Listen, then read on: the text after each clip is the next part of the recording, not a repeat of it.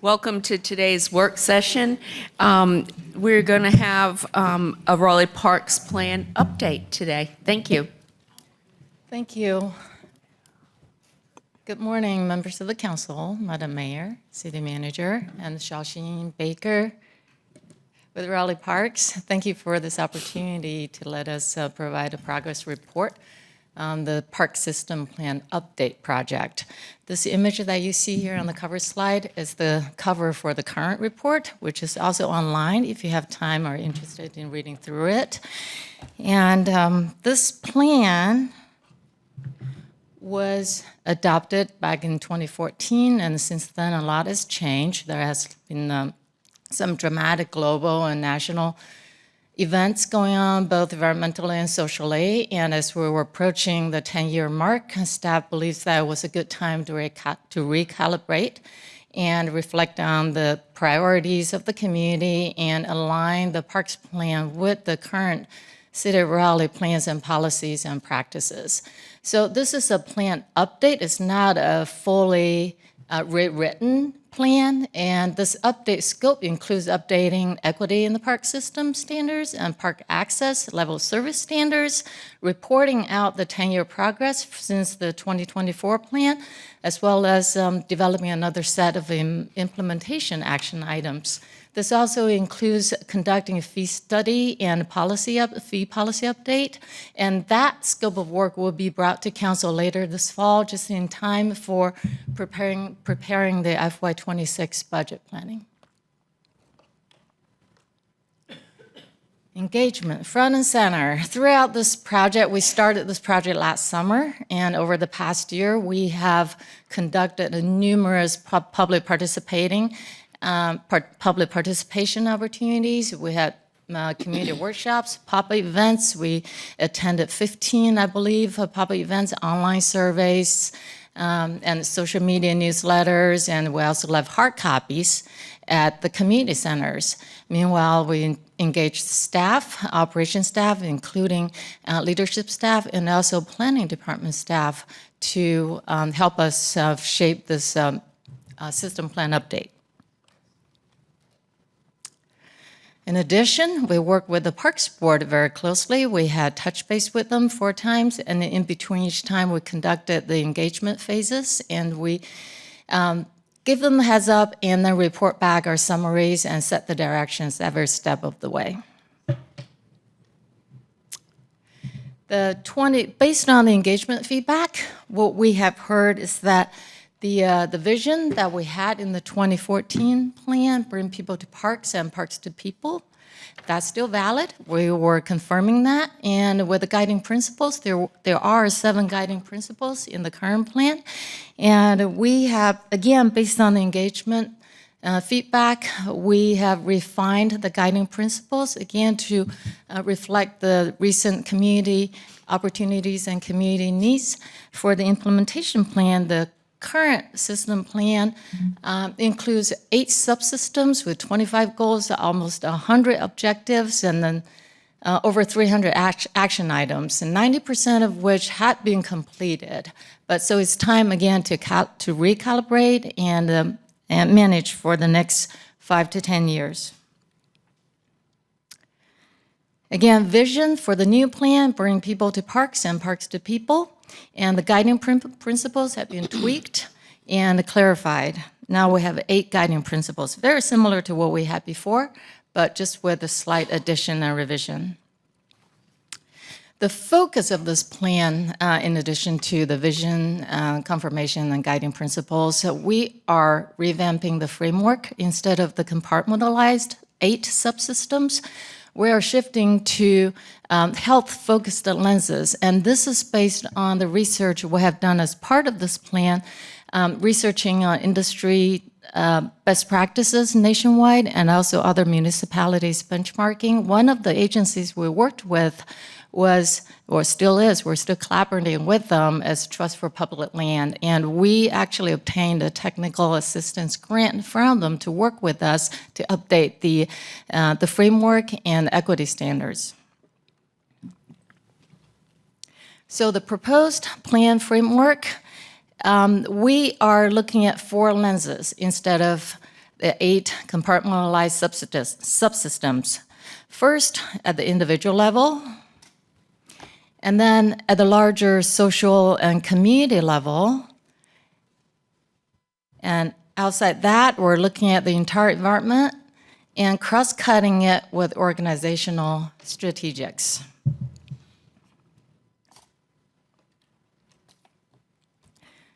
This is how the framework will work. First, the 4 lenses, and for each lens, we have developed focused outcomes, again, based on engagement feedback. To achieve these desired outcomes, we are compiling programs, policies, and projects as action items. At individual level, the outcomes include physical well-being, mental well-being, and inclusiveness and relevancy to remove barriers. At the community level, belonging, the outcomes here include belonging, relationships, community development, and connecting communities. At the environmental level, ecology, improved ecology, sites and the facilities improvement, and stewardship for long-term maintenance, and education and volunteerism. At organizational level, we are looking at empowering, innovating, supporting, and cultivating our staff to implement those projects, programs, and policies to achieve these desired outcomes. And you don't have to worry about the fine print on the slide. And this is just a graphic demonstration to show that for each of the 4 lenses, we're developing, again, the programs, projects, and policies. And here are some of the priorities that we have heard. What programs and projects, policies. I'm going to spend a couple minutes on this slide. And from the community side, for the programs, we have received, by the way, through the engagement, we have received about 200 ideas, and we have interpreted and categorized them. And these are just the top priorities that have received the most comments and most upvotes. And we have another set of spreadsheet that we're currently working through. So for the program, we have heard that Raleigh Parks Academy, something like that could be beneficial to connect with the communities. The city currently have Raleigh Planning Academy and Neighborhood College, you probably have heard, and the Parks has been participating in those events. We never missed a single one, proudly. So that's one program that we could possibly potentially establish. Community gardens, that's another program that we have heard quite a few comments on. On the staff level, part-time staff engagement and fostering is the priority in terms of program. The Raleigh Parks Department, currently we employ about 400 full-time and then probably close to 2,000 part-time seasonal on an annual basis. So part-time is really a very significant, substantial component of our workforce. And another one from staff is to strengthen the invasive species removal program. For projects, no surprise there, community connections to Greenway system, well-beloved Greenway system. And then the wheeled resources, what that means is that we receive a lot of comments for maybe beefing up or including facilities for mountain biking, rollerblading, skating, field hockey, that we call them the wheeled resources because they're recreation using wheels. And from the staff level, investing in aging facilities, which is very consistent with what we heard back 10 years ago, 2014, from thousands of comments we have received from the community. And again, connection to parks and greenways, consistent with the community's input, and also incorporating universal design, accessibility in universal design. And this is above and beyond the Chapter 11 building code, accessibility code, but this is really to do more than that and incorporate universal design inclusiveness in our facilities development. At the policy level, from the community members mentioned that we do need to see you to retain staff and have dedicated staff resources to take care of the patrons. and also integrating arts and culture in projects and the programs from staff level. The staff retention and dedication is similar. We also heard from staff we need to incorporate more sustainable practices in capital projects and operation, for example, electrical vehicles and EV chargers and more robust recycling program. Here's how the report is shaping up. We're currently drafting the report as we speak here. Chapter 1, introduction, typical executive summary, changes since 2024 and how to use the document. And Chapter 2, that's just a snapshot of the existing system, including the existing equity and park access criteria and reporting out the accomplishments since the 2014 plan. Chapter 3, the planning process, summarizing engagement, key findings, and summarize all the best practices through our research. Chapter 4, vision, we have confirmed the revised guiding principles, and we're talking about the framework I just presented to look at the lenses and level service equity standards, the revised level service equity standards, and I mentioned the user fee policy update. Implementation, again, is outcome-driven work plan. We're going to list all the programs, projects, and policies that we have interpreted through the engagement feedback from the engagement feedback data. And then we're setting up project indicators with some examples to show staff what these things mean. Here's the upcoming schedule.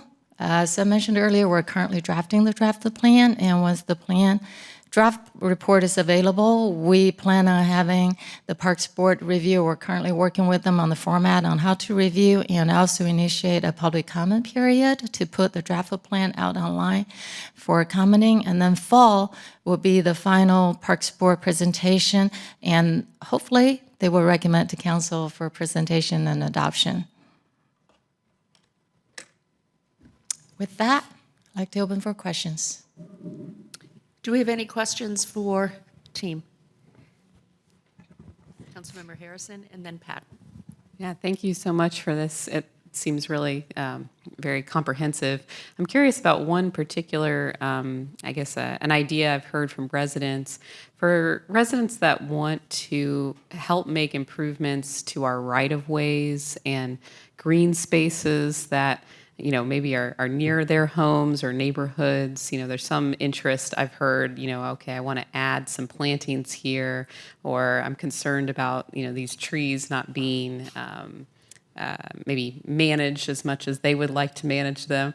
And I recognize that a lot of those right-of-ways, I don't believe they are parks property, but I don't know if there's ever any conversation, maybe it would be with transportation, I'm not sure, about how do we allow residents to, say, adopt a right-of-way to enhance the landscaping. I'm not sure about adopting right away, just from personal experience. I've seen signs adopt a highway, and I don't know how that program is run in detail. Well, we do have Adopt a Park program, very successful, and we work with people to maintain and plant landscaping. So that's a program that we have in our department to cover the properties within parks control. The right-of-way, I'm sorry, I do not have any detailed information on that. Okay, thank you. Councilmember Patton? Yeah, thanks for this. Couple questions and thoughts. Can you go back to the slide that had the orange speech bubbles on it, the confirm, refine, report? This? Yeah. Okay. I'm curious, you say there's 300 action items, but they're 90% complete. You're doing a pretty significant, update. It's taking a lot of time, but there's only 10% of the work left to do. So what will come next, or how long is this gonna carry us forward? The current plan, actually, we have actions. We have short-term, mid-term, and long-term. And with this new plan, we don't plan on having that. But for the leftover, I call them the leftover items, they are currently being rolled into the projects, programs, and policies. And that's one chunk of action items that we're including in this plan. And at this plan, we do intend on, the last plan when we did it, we told the community this will guide our park system for 20 years, and we really hope for shorter with this update. Got it. So the thought is as you repackage this, it'll carry, like, at most the next 10 years, but maybe less. I sure hope so. All right. Councilmember Jones? Thank you so much for this. First off, I love the idea of a Parks Academy. I love all the classes that we have, and so yes to that, please. And then on the topic of individual well-being, I really want to give you guys a big shout out and thanks for partnering with RDU Therapy over at Marsh Creek. We were really able to capture those who are wanting to learn about mental health and behavioral health in children. And I thought that was a really important class. We did two. We touched about 200 people who were like, yes, I want to offer this. So I'm wondering, is there room in your capacity and your bandwidth to do more things like that open up the possibility for the public to learn about really impactful topics such as mental health? The mental health, once you have a chance to review the drafted plan, that's actually one of the action items. It's not on my summary because it did not get the top votes, but it made it. So we are looking at the mental program, and even to be more specific, the actual item. Okay, it does not mention this, but it came from a comment about partnering with Dix Park because it was a mental hospital to start with, and to beef up our mental health education and awareness programs throughout the city. And there is a partnership there. That might be one of the indicators to be site-specific. So it is in the plan, at least in the draft plan. Perfect. Thank you guys so much for all you do. I appreciate it. Councilmember Ford? My question is completely unrelated to what we're talking about today, but it's a parks question for Stephen. Trick question. It may have to come in the manager's update. Since we're talking about parks and the importance of parks, and one thing that you did touch on, I know you're hiring more part-time people for the invasive species program and things like that, but last year we had a really big issue with lifeguards. Yes. So I don't know where we are with that, but now is the time maybe to kind of plug that if that's still an issue, and if we have a need, maybe we can put it in the manager's update. Yeah, we can certainly provide a specific manager's update. All of our pools are open. I think the last interview, our aquatics director, we can always use 40 or 50 more. Okay. I don't know of a park system in the country that always cannot use more lifeguards, but we're sufficiently staffed. And if we don't, it's usually a reduction in hours or a reallocation of lifeguards across the system. Okay. Just want to put that plug in for young people who may need a summer job. So. Absolutely. Yep. Any other questions? Councilmember Patton, and then I have one question after. Yeah, definitely just wanted to put a star on the invasive species removal programs, and specifically want to amplify. I've heard from some residents an idea of a train the trainer model that can act as a force multiplier, where tried and true volunteers who definitely know which invasive species to pull and not can carry that knowledge forward, and thus, sort of, again, act as a force multiplier when staff can't be everywhere all at once.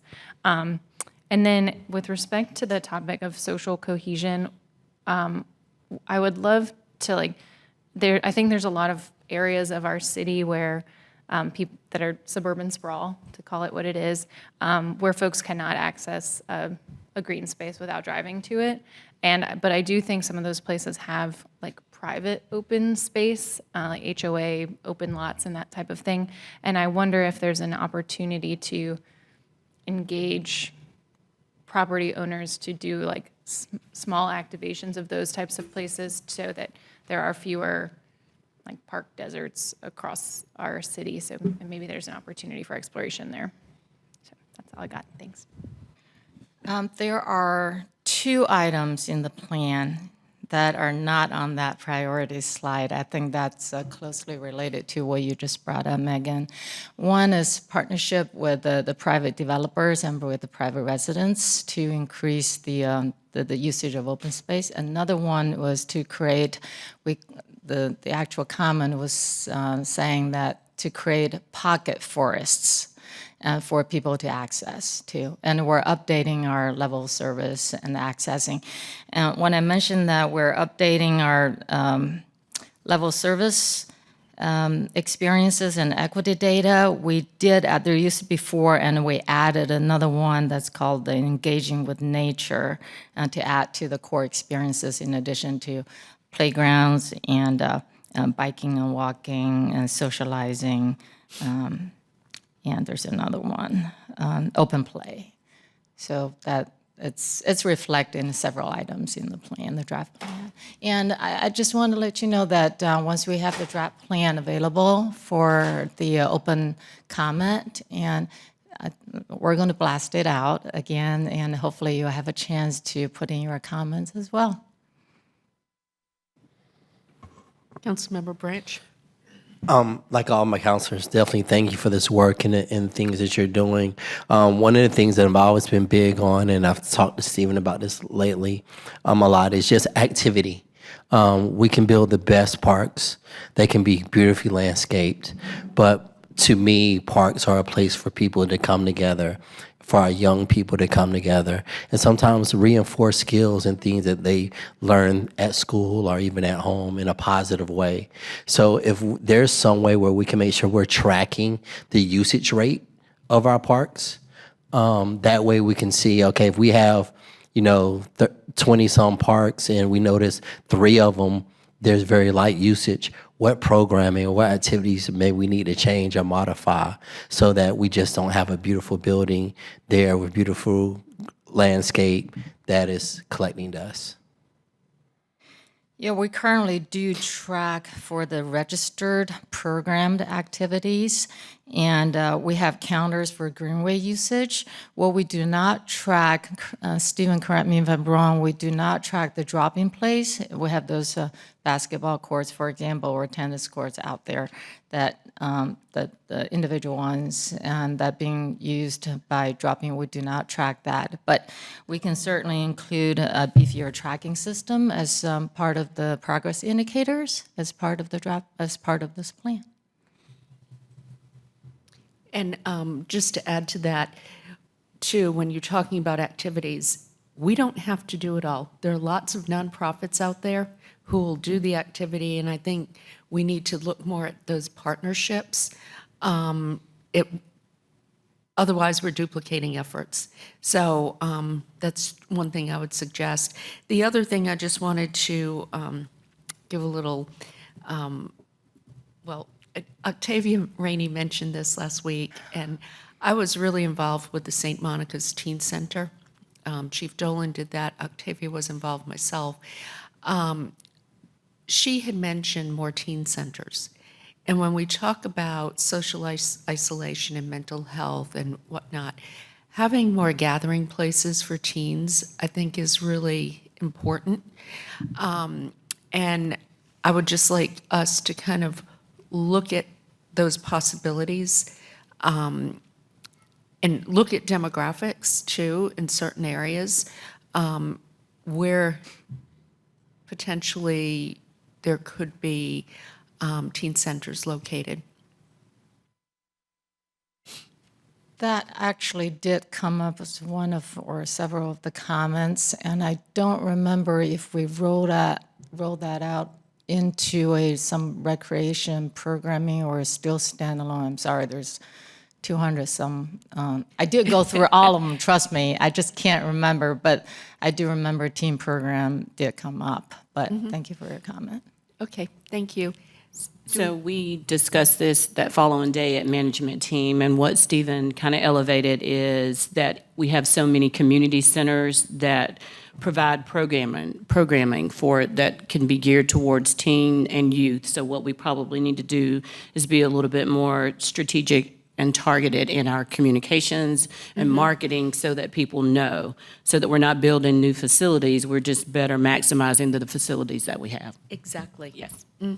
Marketing improvement is one of the programs or policies that we have in there too. The marketing piece is so important. And, when we did the youth task force, one of the things that they talked about was we have a lot of youth programs, like police department does, parks does, but there's no one place to learn about them. So talking about that youth, a youth department, so we have that ability to market and communicate. And the teens were saying that that was one of the obstacles. Thank you.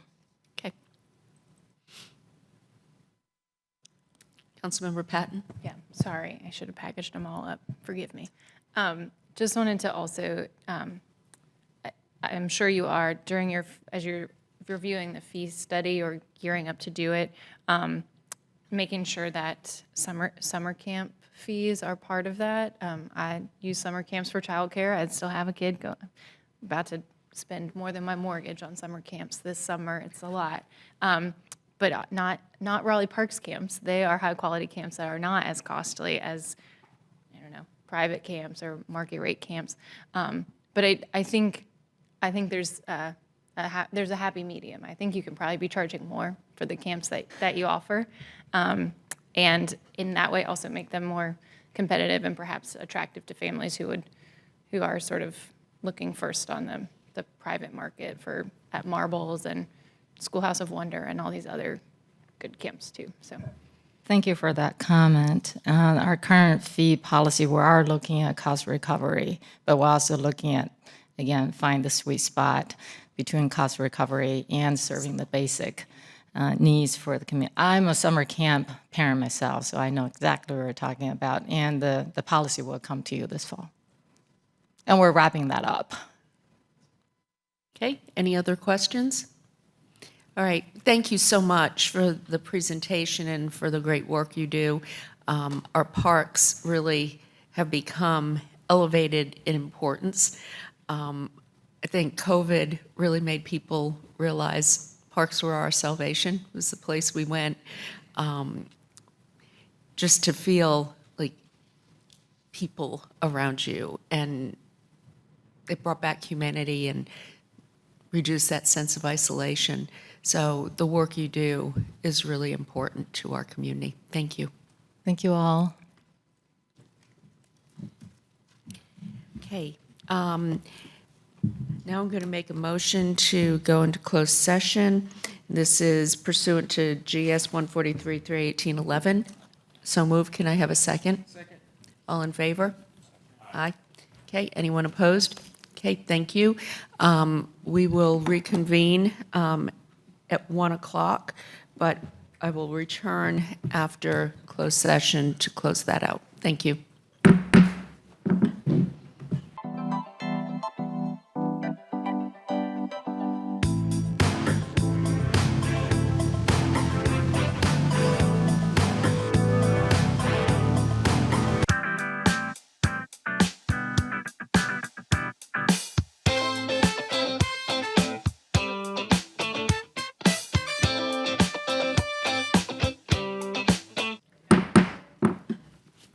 Closed session has been adjourned, and we will return back to the council chambers at 1 o'clock. Thank you.